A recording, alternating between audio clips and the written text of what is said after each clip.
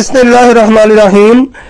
Broiler مرغی حلال ہے، اس کو کھانے میں حرج نہیں ہے، کیونکہ اس میں حرمت کی کوئی وجہ نہیں ہے کہ مرغیوں کو شریعت میں حلال قرار دیا گیا ہے۔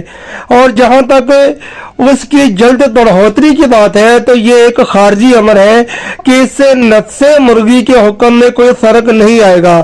رہا اس کی فیڈ کا معاملہ کہ اس میں ناپاک اشیاء شامل کرنے کی افواہیں ہیں، لیکن ایسا اگر ہو بھی تب بھی یہ کھلانے والوں کو چاہیے تھا کہ نہ کھلاتے، اور اس صورت میں یہ زیادہ سے زیادہ حد جلالہ کا حکم رکھے گی۔